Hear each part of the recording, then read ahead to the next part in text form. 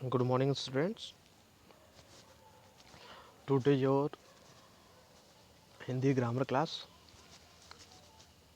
So we are going to read Hindi grammar. See here, our first chapter is भाषा और व्याकरण, language और and grammar. तो भाषा क्या होता है? सबसे पहले सार्थक शब्दों तथा वाक्यों का ऐसा समूह जिसके द्वारा मन के विचार दूसरों पर प्रकट किए जाते हैं, भाषा कहलाते हैं। अपने अंदर के भावों और विचारों को प्रकट करते हैं जिस माध्यम से वो भाषा कहलाता है। जैसे suppose that you are hungry, आपको भूख लगी है और आपने घर में बोला कि मैं भूखा हूँ। तो अपने विचारों को प्रकट करने के लिए जो आप माध्यम चूज करते हैं वही क्या है? भाषा कहलाती है। तो हमने माध्यम कौन सा चूज किया? बोलकर अपने भावों को, अपने विचारों को प्रकट किया। तो ये क्या हो जाएगा? ये भाषा हो जाएगी, क्योंकि बोलकर अपने विचारों को प्रकट करना भी एक भाषा का रूप है, जिसे मौखिक रूप कहते हैं। आइए देखते हैं। संसार में अनेक भाषाएं प्रचलित हैं, जैसे हिंदी, अंग्रेजी, उर्दू, जर्मनी, रूस, फ्रेंच। भारत देश में हम कौन सी भाषा ज़्यादातर बोलते हैं? ज़्यादातर हिंदी भाषा बोलते हैं। और उसी तरह अलग अलग देशों में अलग अलग भाषाएं होती हैं। इंग्लैंड की अंग्रेजी भाषा है, फ्रांस की फ्रेंच भाषा है, जर्मनी की जर्मन की जर्मनी भाषा है, और चीन की चीनी और जापान की जापानी भाषा है। आगे, भाषा शब्द की उत्पत्ति संस्कृत की भाष धातु से हुई है, जिसका अर्थ होता है बोलना। इस भाष से ही भाषा शब्द अस्तित्व में आया। इस प्रकार हम जो कुछ भी किसी अभिप्राय से अपने मुख से बोलते हैं वह सब भाषा है। जो कुछ भी अपने मुख से बोलते हैं वो क्या है? वो सब भाषा है।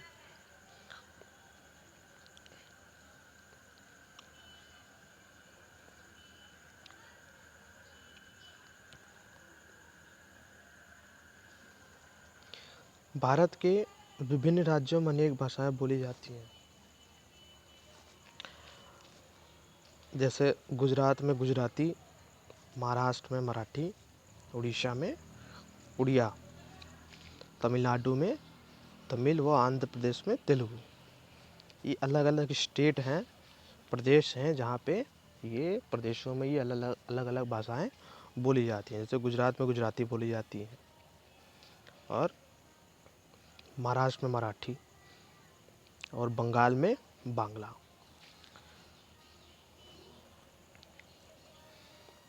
संसार की भाषाओं में हिंदी भाषा को तीसरा स्थान प्राप्त है, जिसके बोलने वालों की संख्या 30 करोड़ से अधिक है। संसार में सबसे पहले नंबर पे सबसे ज़्यादा बोले जाने वाला भाषा चीन की भाषा है मंदारिन। दूसरे नंबर पे भाषा आती है अंग्रेजी, और तीसरे नंबर पे भाषा है वो है हिंदी, जो 30 करोड़ लोगों द्वारा बोली जाती है। हिंदी भाषा तीसरे नंबर पे आता है, और ये हमारी राजभाषा है और हमारी मातृभाषा भी है। आइए अब देखते हैं भाषा के भेद कौन कौन से होते हैं। Kind of the language. मुख्यतः दो भेद होते हैं भाषा के। एक होता है मौखिक, दूसरा होता है लिखित। मौखिक मतलब होता है जब हम किसी अपने भावों और विचारों को मौखिक मुख से बोल कर प्रकट करते हैं, तो वो भाषा का मौखिक रूप होता है।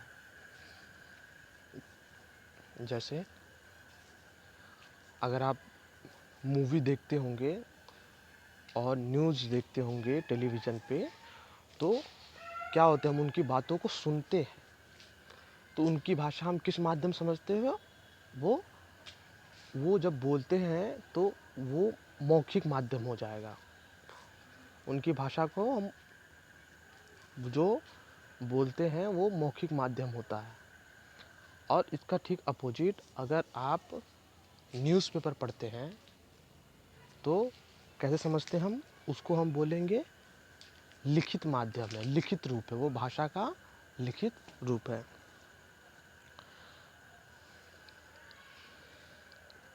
मुख से बोलकर, यहाँ देखिए लिखा हुआ है, मुख से बोलकर जो विचार प्रकट किए जाते हैं वह भाषा का बोलचाल का रूप होता है, जिसे मौखिक या उच्चरित भाषा कहते हैं। उच्चरित मतलब उच्चारण करके, उच्चरित भाषा कहते हैं। आइए देखते हैं लिखित भाषा क्या होता है। लिखित भाषा, मौखिक भाषा को जब लिखकर प्रकट किया जाता है, मौखिक भाषा को जब लिखकर प्रकट किया जाता है तो यह भाषा का लिखित रूप कहलाता है। जब आप बोलकर नहीं, लिखकर अपने भाव और विचारों को प्रकट करते हैं तो वो लिखित भाषा कहलाता है। जैसे अगर आप परीक्षा में बैठे हुए हैं एग्ज़ाम में, and you are writing answer of given question, दिए गए क्वेश्चन का अगर आप उत्तर लिख रहे हैं तो वो कौन सी भाषा में होगा, कौन सा भाषा का रूप होगा, वो लिखित भाषा का रूप होगा। क्यों? क्योंकि आप उसमें लिख रहे हैं, आप बोलकर उत्तर नहीं वहाँ लिख रहे हैं, वो आप अपने विचारों और भावों को लिखकर उत्तर दे रहे हैं, तो वो भाषा का लिखित रूप हो जाएगा। अगर आप वही प्रश्नों के उत्तर बोल कर दें, जैसे वाइवा में होता है, वाइवा में अगर वाइवा होता है, बड़े क्लासरूम में होता है, अभी तो छोटे क्लास में हैं आप लोग, तो वहाँ पे वाइवा में एक तरह से प्रश्नों के उत्तर पूछे जाते हैं, तो वो हो जाएगा मौखिक रूप। और वही प्रश्नों के उत्तर लिख के दिया जाए तो हो जाएगा लिखित रूप।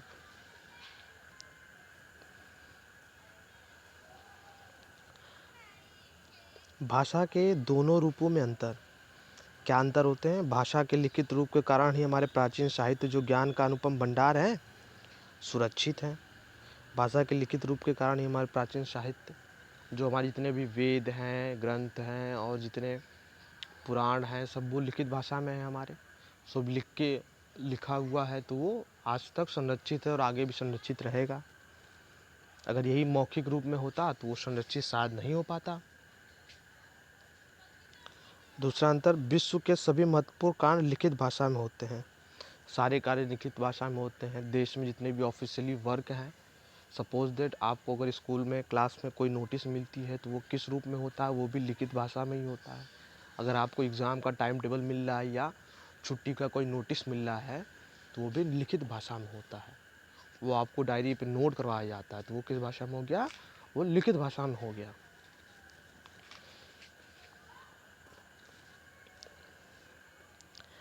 भाषा के दोनों रूपों का महत्व, दोनों रूपों का बहुत ही महत्व है, क्योंकि अगर ये भाषा के दोनों रूप नहीं होते तो शायद हमारे जो भाव हैं, हमारे विचार हैं, वो प्रकट नहीं हो पाते।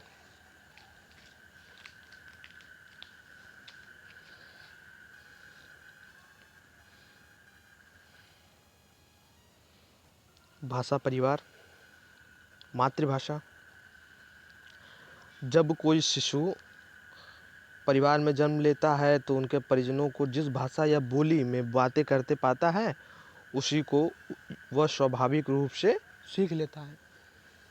अगर किसी बच्चे का जन्म होता है किसी परिवार में, तो उसके परिवार में जिस भाषा में लोग बातें करते हैं वो उस भाषा को धीरे धीरे सीखना चालू कर देता है, सीखने लगता है और सीख कर वही भाषा का प्रयोग करता है, तो वो उसका क्या हो जाएगा? वो उसका मातृभाषा हो जाएगा।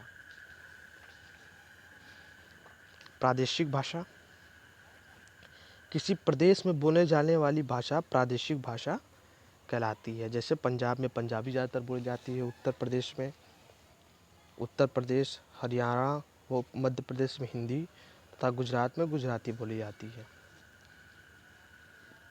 ये सब प्रादेशिक भाषा हैं जो प्रदेश में बोली जाती हैं। ज़्यादातर भाषाएं उसको प्रादेशिक भाषा बोली जाती है।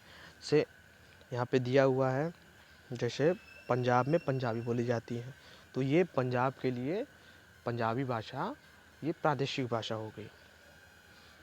और गुजरात में गुजराती, तो गुजराती भी क्या है? एक तरह से प्रादेशिक भाषा हो गई, क्योंकि ये किसी स्टेट में बोली जाती है, किसी प्रदेश स्तर पे बोली जाती है। थर्ड देखते हैं राष्ट्रभाषा।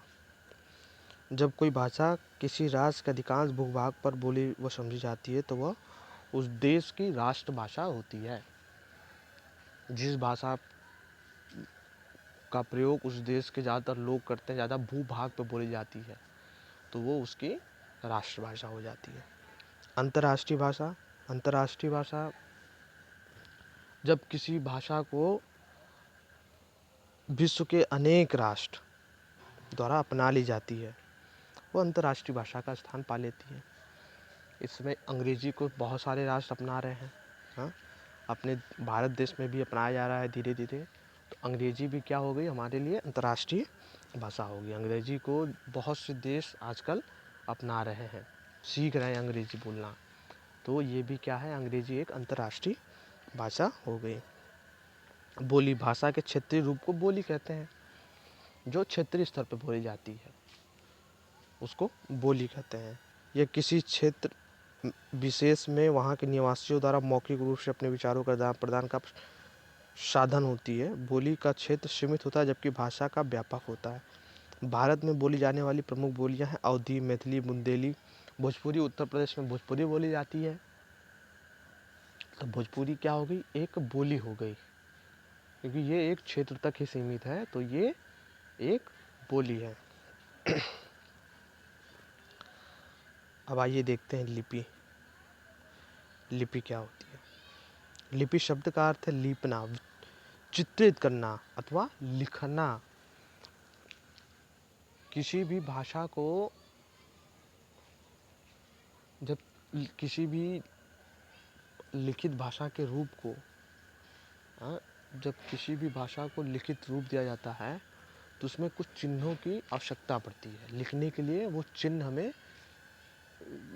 विदाउट उस चिन्ह के वी कैन नॉट राइट, हम लिख नहीं सकते, तो वो उसकी लिपि कहलाती है। देखिए क्या लिखा हुआ इसमें। किसी भाषा को लिखकर प्रकट करने के लिए कुछ चिन्ह निश्चित किए जाते हैं। ये चिन्ह संबंधित भाषा के वर्ण कहलाते हैं। इन चिन्हों या वर्णों को लिखने के लिए विधि लिपि कहलाती है। जो चिन्ह और वर्ण लिखे जाते हैं इसको लिपि कहती है। जैसे हिंदी भाषा में जो वर्ण हैं क ख ख ग अंगा क से ग और भी जितने वर्ण हैं सब क्या हैं, ये एक तरह से हिंदी भाषा की लिपि हो जाएंगे। और भी अंग्रेजी भाषा के भी लिपि होते हैं। इस तरह से जितनी भाषाएं हैं सबकी कोई न कोई एक लिपि होती है। लिपि क्या होती है, लिपि किसी लिखित भाषा को लिखने के लिए जो वो चिन्ह होते हैं, जो चिन्ह निश्चित किए जाते हैं, वही क्या होती है, वो लिपि होती है।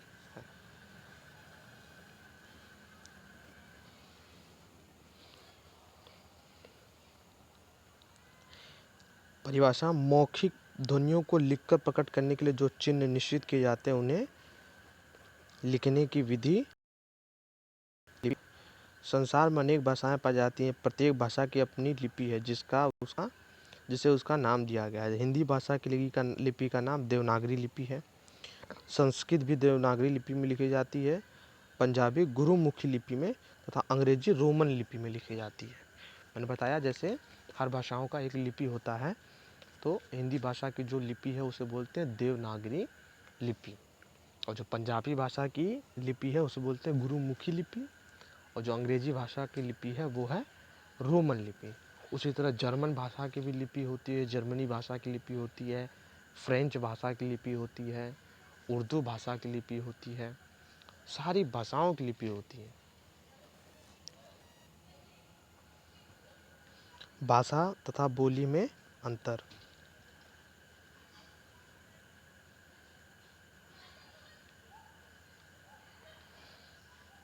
आज वीडियो में यहीं तक हम लोग करते हैं। भाषा तथा बोली में अंतर हम लोग नेक्स्ट वीडियो में पढ़ेंगे। तो हम लोगों ने आज क्या पढ़ा, भाषा, मौखिक रूप, भाषा का मौखिक रूप, लिखित रूप, भाषा, काइंड्स ऑफ लैंग्वेज, भाषा के कितने भेद होते हैं, और क्या पढ़ा, भाषा परिवार, मातृभाषा, प्रादेशिक भाषा, राष्ट्रभाषा, अंतर्राष्ट्रीय भाषा, बोली किसे कहते हैं और लिपि किसे कहते हैं।